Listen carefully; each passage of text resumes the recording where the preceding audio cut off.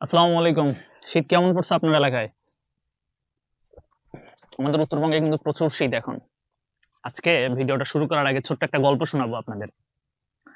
তারপরে আমরা মূল টপিকে চলে যাব। এক ব্যবসায়ী, তার একটা গাড়ি আছে। ২০ কোটি টাকা দাম। ভদ্রলোক একটা ব্যাংকে গেছে। ব্যাংকে গিয়ে ব্যাংকের ম্যানেজাররে বলতেছে যে, "আমি লোন নিতে চাই।" ব্যাংকের ম্যানেজার বলছে, "হ্যাঁ, দেয়া যাবে।"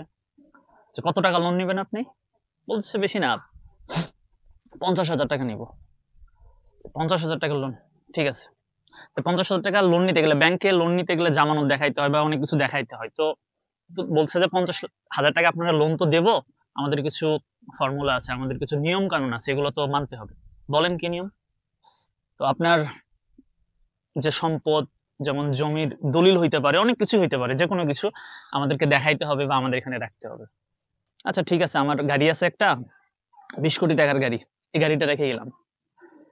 এখন ব্যাংকের ম্যানেজার চিন্তা করতেছে, বেটা ৫০,০০০ টাকার জন্যে ২০ কোটি টাকার গাড়ি রাখবে জামানত। কেমনে কি? মানে এটা সে ব্যাপারটা মিলাইতে পারতেছে না হিসাব। এখন ব্যবসায়ী ৫০,০০০ টাকা নেয়। নেওয়ার পর তার গাড়িটা রেখে যাচ্ছে। ওই সময় ম্যানেজার বলতেছে যে, "স্যার, আপনি তো যাচ্ছেন, এই যে ৫০,০০০ টাকা এটা যে আপনি ১ বছর পর আসার পর আমাদের যে রিটার্ন করবেন, সেক্ষেত্রে কিন্তু আমাদের ২,০০০ টাকা প্রফিট দিতে হবে।" হ্যাঁ, এটা তখন ব্যবসায়ী বলতেছে, "হ্যাঁ, আমি তো এটা জানি। দিলাম প্রফিট। ৫০,০০০ টাকাতে ১ বছরে ২,০০০ টাকা প্রফিট দিব। অসুবিধা নাই। কিন্তু আমার গাড়িটা যাতে ঠিকঠাক থাকে।" "হ্যাঁ, আপনার গাড়ি ঠিক থাকবে, সমস্যা নাই।" এই কথা বলে ব্যবসায়ী চলে গেছে। এখন ঠিক ১ বছর পর ব্যবসায়ী ব্যাংকে আসছে। আসার পরে ৫০,০০০, সে সাথে আরো ২,০০০, ৫২,০০০ টাকা ম্যানেজারে দিছে। দেওয়ার পরে তার গাড়ির চাবি সহ গাড়িটা সে বুঝায় নিছে। তখন ম্যানেজার তার এই যে উত্তরটা মিলাইতে পারে নাই যে ৫০,০০০ টাকা লোনের জন্য সে ২ কোটি টাকার গাড়ি এখানে রেখে গেছে। তো উনি একটু উনার কিউরিওসিটি ফিল হইছে। উনি জিজ্ঞাসা করছে ব্যবসায়ীরে যে, "ভাই বা স্যার, আপনি এত টাকার গাড়ি ৫০,০০০ টাকা লোন নিয়ে রেখে গেলেন। এটা একটু কারণটা জানাবেন আমাদের?" তখন ব্যবসায়ী উত্তর দিল যে, "ভাই, আমি ১ বছরের জন্য বিদেশ গেছিলাম। বিদেশে আমার একটা ব্যবসা, আমার একটা ফ্যাক্টরি খুলতেছি। ব্যবসা নতুন করে স্টার্ট হচ্ছে। এই গাড়িটা যদি আমি আমার বাড়িতে রেখে যাইতাম, মরিচা ধরতো, চুরি হওয়ার সম্ভাবনা ছিল, রিস্ক ছিল, বিভিন্ন মানে ক্ষতি হওয়ার সম্ভাবনা ছিল। কিন্তু আপনারে আমি দিয়ে গেছি ব্যাংকে। আমার গাড়ির কোনো ক্ষতি হওয়ার সম্ভাবনা ছিল না। আমি একদম সিকিউরিটি ভাবে আপনারা আমার গাড়িটা সংরক্ষণ করছেন।" এই কথাটা শোনার পরে ম্যানেজার মনে করেন, দেখেন কি চিন্তা! এইটা হচ্ছে যারা ব্যবসায়ী, তাদের চিন্তাটাই না অন্যরকম। কাজেই যারা বড় ব্যবসায়ী, তাদের চিন্তা ভাবনা অন্যরকম হইতে হয়। ব্যবসা করতে গেলে অন্য সবাই যেভাবে চিন্তা করবে তার চাইতে অন্যভাবে বিকল্পভাবে আপনারে চিন্তা করতে হবে। বুঝাইতে পারছি? কাজেই সফল ব্যবসায়ী হইতে গেলে অন্য সবাই যেভাবে যে চিন্তাই করুক, আপনি আপনার চিন্তা এমন থাকতে হবে যে, আমি যেই কাজটাই করব, যেটাই করতে চাই না কেন, সেটার পেছনের যে উদ্দেশ্য, এইটার উদ্দেশ্য হচ্ছে ইনকাম করা। ওখান থেকে যাতে আমার পয়সা আসে। অর্থাৎ অন্য সবার চাইতে সাধারণভাবে চিন্তা করা যাবে না। আমাকে একটু অসাধারণভাবে, বিকল্পভাবে চিন্তা করতে হবে। ঠিক আছে? তো ব্যবসা করতে গেলে এই গুণটা কিন্তু আপনার মধ্যে থাকা উচিত। এটা থাকতে হবে। তো আজকের ভিডিওতে আমরা কি আলোচনা করব? অবশ্যই টাইটেল দেখছেন আপনারা যে ২০২৫ সালে লাভজনক ৫ টি বিজনেস আইডিয়া। এই বিজনেস আইডিয়া গুলো দেব। পুরো ভিডিওটা দেখেন। আশা করি ভালো লাগবে। তো আমরা ৫ টা ২০২৫ সালে সম্ভাবনাময় বিজনেস, ইউনিক বিজনেস আইডিয়া বলতে পারেন। ১ম টা যেটা, এটা হচ্ছে লাইভ বেকারি। অর্থাৎ একদম আপনি চোখের সামনে মানুষকে স্যান্ডউইচ বানায় দিচ্ছেন, চোখের সামনে আপনি বার্গার বানায় দিচ্ছেন। আর যে অন্যান্য আইটেম গুলো আছে, এগুলা বানায় দেওয়ার জন্য লাইভ বেকারি, এটা কিন্তু খুব বেশি জনপ্রিয়তা এই মুহূর্তে অর্জন করতেছে। আপনি একটা লাইভ বেকারির কোর্স করে ব্যবসাগুলো কিন্তু খুব সুন্দরভাবে কিন্তু স্টার্ট করতে পারেন। এখন একটু পুঁজি হয়তো বেশি লাগবে। একটা দোকান নিতে হবে। নিজে যদি কোর্স করে নিজেই যদি আইটেমগুলো বানানো শিখতে পারেন, সেক্ষেত্রে সবচাইতে ভালো হয়। আর এই ব্যবসায় কিন্তু আমি মনে করি ভবিষ্যৎ প্রচুর সম্ভাবনা আছে। কারণ আপনি একটা জিনিস জাস্ট ছোট্ট করে চিন্তা করেন যে, এখন অধিকাংশ মানুষ কিন্তু স্বাস্থ্য সচেতন। কাজেই তারা নিজের চোখের সামনে কোনো একটা আইটেম বানায় নিয়ে আসবে।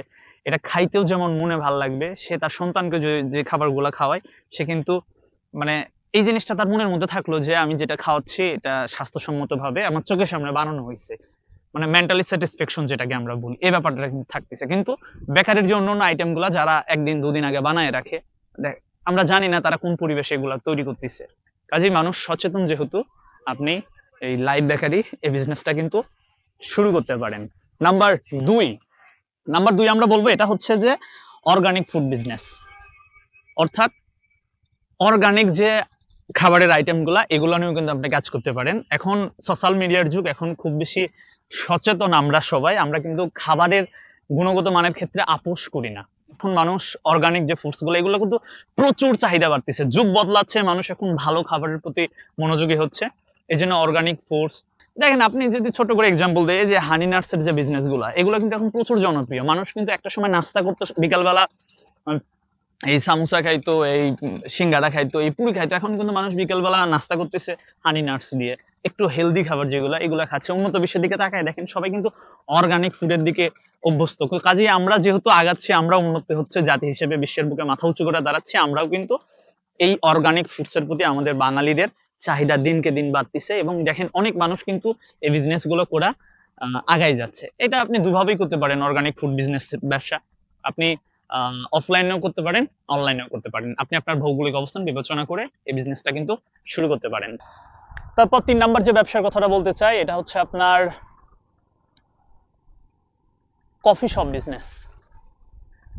হয়েছে কি ব্যাপারটা, মানুষ আমরা ধরেন কোথাও যদি একটু কফি খাইতে যাই, আপনি ভালো রেস্টুরেন্ট গুলোতে দেখা যায় কফি রেট কত টাকা, 100 টাকা নেয়, 80 টাকা নেয়। কিন্তু আপনি যদি একটু মোটামুটি ডেকোরেশন করে,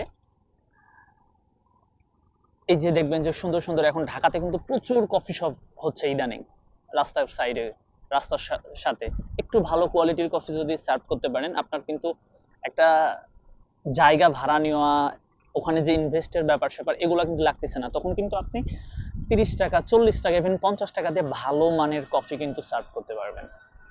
এবং পাশাপাশি আপনি ভালো মানের চা রাখতে পারেন। এই ব্যবসাগুলো কিন্তু খুবই খুবই খুবই লাভজনক ব্যবসা, কফির ব্যবসা।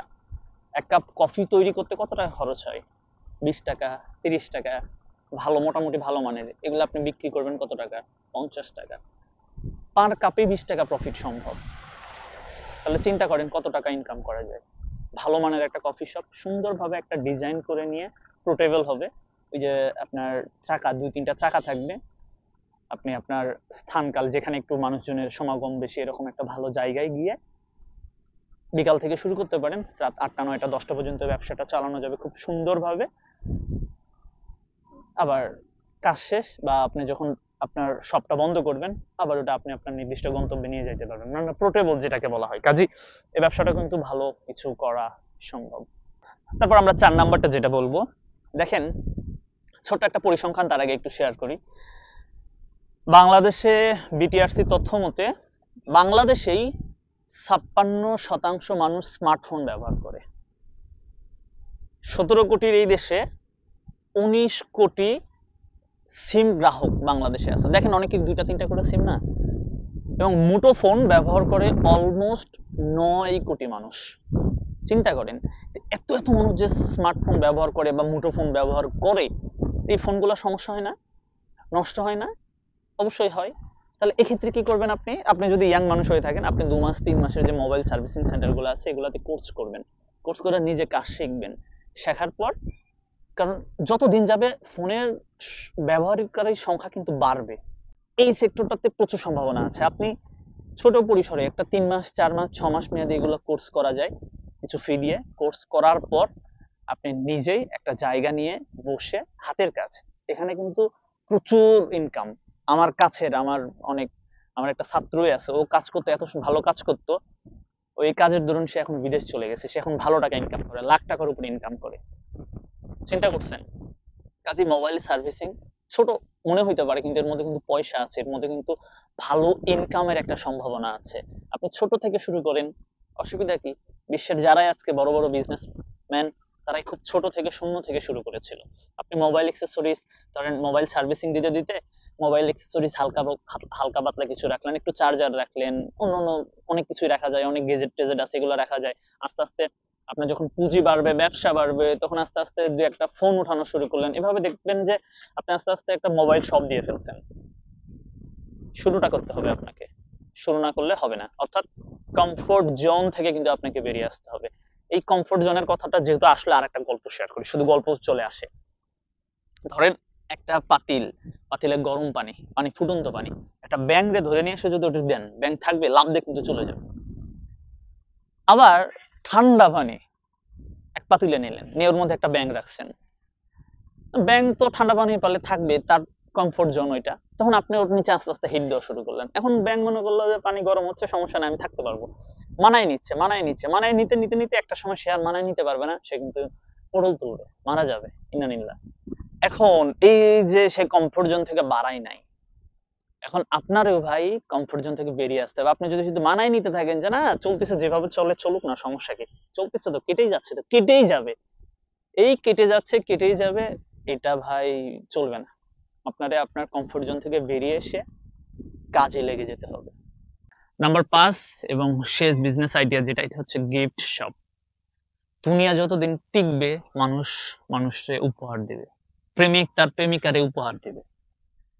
প্রেম ভালোবাসা না থাকলে তো ভাই দুনিয়ায় টিকবে না, তাই না? কারণ প্রেম ভালোবাসার এগুলার বহিঃপ্রকাশ কি? গিফট। একজন একজনকে পছন্দ করে একটা গিফট দিবে, কাজেই এই ব্যবসার মরণ নাই। শুধু এখানে আপনাকে একটা বিষয় খেয়াল রাখতে হবে, আপনাকে একটু ইউনিক টাইপের চিন্তা ভাবনা করতে হবে। ওই যে প্রথমে আমি একটা গল্প শেয়ার করছি আপনারে, অন্য সবাই সাধারণ মানুষ যেভাবে চিন্তা করে, আপনাকে একটু তার চাইতে এই সাধারণ চিন্তা থেকে বেরিয়ে অসাধারণ চিন্তা করতে হবে যদি সফল ব্যবসায়ী হইতে চান। এখন অসাধারণ চিন্তা কি? আপনি যে গিফট আইটেম গুলা রাখবেন, এগুলা অনেক বেশি ভালো মানের হইতে হবে, ভালো কোয়ালিটির হইতে হবে, এবং আপনার কাছে যে আইটেম গুলো পাওয়া যায় এগুলো অন্য সব বা অন্য গিফট শপ গুলোতে পাওয়া যাবে না।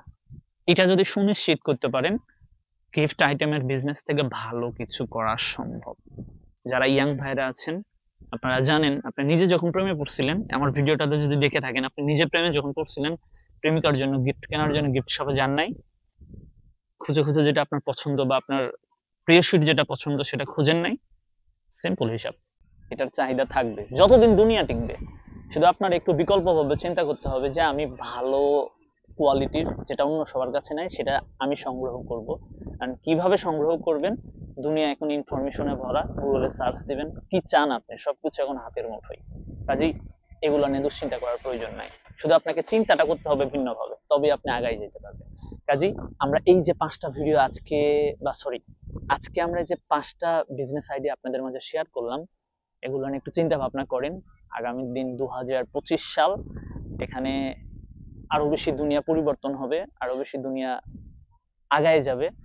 আপনাকে একটু অন্য সবার চাইতে ভিন্নভাবে চিন্তা করে বিজনেসে মনোযোগী হইতে হবে যদি বিজনেসে সফল হইতে চান। কারণ দিন শেষে আপনার পয়সা ইনকাম করতে হবে। পুরুষ মানুষের আসল সৌন্দর্য টাকাই, টাকা ইনকাম করতে হবে, সেটা যেভাবেই হোক। শুধু মনে রাখবো, হালাল ভাবে পরিশ্রম করব, ওই অসৎ উপায়ে যাতে আমরা ধনী না হওয়ার চেষ্টা করি। আমরা আসলে অধিকাংশ মানুষ আঙুল ফুলে কলা গাছ হইতে চায়, চট জলদি ইনকাম করতে চায়। এত সহজ না তো, চট জলদি ইনকাম কেন, কখনোই হবে না ভাই। পরিশ্রম করতে হবে, পরিশ্রম ছাড়া সম্ভব না। আমরা যে 5টা ভিডিওর কথা বললাম, আপনার যেটা মন চাই সেটা নিয়ে গবেষণা করুন, সেটা নিয়ে আরো বেশি চিন্তা ভাবনা করুন, আরো বেশি থিসিস করুন, আরো বেশি অ্যানালাইসিস করুন। যে বিজনেসটা আপনার সাথে যায় সেটা নিয়ে শুরু করুন। শুরু করতে হবে, এটা হচ্ছে সবার আগে। আজকের ভিডিওটা এই পর্যন্ত। সবাই ভালো থাকবেন, আমাদের ওহি চায়ের সাথে থাকবেন। দেখা হচ্ছে অন্য একটা ভিডিওতে। আসসালামু আলাইকুম।